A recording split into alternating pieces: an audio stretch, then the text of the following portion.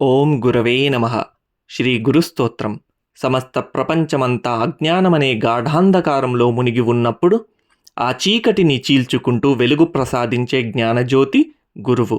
మనిషిని బంధాల నుండి విముక్తి చేసి ఆత్మసాక్షాత్కారాన్ని కలిగించే దివ్యమైన మార్గం గురువు ద్వారానే సాధ్యమవుతుంది.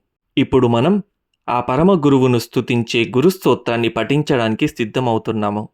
ఈ శ్లోకాల ద్వారా గురువే బ్రహ్మ విష్ణు మహేశ్వరుల స్వరూపమని, ఆయనే పరబ్రహ్మమని తెలుసుకొని మన హృదయాలను పవిత్రం చేసుకుందాం. అఖండమండలాకారం వ్యాప్తం యేన చరాచరం తత్పదం దర్శితం యేన తస్మై శ్రీ గురవే నమః. అజ్ఞానతిమిరాంధస్య జ్ఞానాంజనశలాకయా చక్షురున్మీలితం యేన తస్మై శ్రీ గురవే నమః. గురుర్బ్రహ్మా గురుర్విష్ణుః గురుర్దేవో మహేశ్వరః గురురేవ పరం బ్రహ్మ తస్మై శ్రీ గురవే నమః. స్థావరం జంగమం వ్యాప్తం యత్కించిత్ సచరాచరం తత్పదం దర్శితం యేన తస్మై శ్రీ గురవే నమః. చిన్మయం వ్యాప్తి యత్సర్వం త్రైలోక్యం సచరాచరం తత్పదం దర్శితం యేన తస్మై శ్రీ గురవే నమః. సర్వశ్రుతిశిరోరత్న విరాజితపదాంబుజః వేదాంతాంబుజసూర్యో యస్తస్మై శ్రీ గురవే నమః. చైతన్యః శాశ్వతః శాంతో వ్యోమాతీతో నిరంజనః బిందునాదకలాతీతస్తస్మై శ్రీ గురవే నమః. జ్ఞానశక్తిసమారూఢః తత్వమాలా విభూషితః భుక్తిముక్తిప్రదాతా చ తస్మై శ్రీ గురవే నమః. అనేకజన్మ సంప్రాప్త కర్మబంధవిదాహినే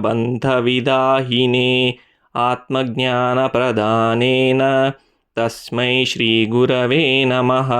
శోషణం భవసింధోశ్చ జ్ఞాపనం సారసంపదః గురోః పాదోదకం సమ్యక్ తస్మై శ్రీ గురవే నమః. న గురోరధికం తత్వం న గురోరధికం తపః తత్వజ్ఞానాత్ పరం నాస్తి తస్మై శ్రీ గురవే నమః.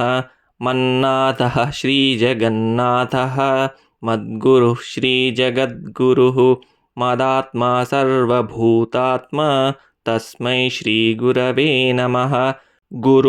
గురురాదిరనాదిశ్చ గురుః పరమదైవతం గురుః పరతరం నాస్తి తస్మై శ్రీ గురవే నమః.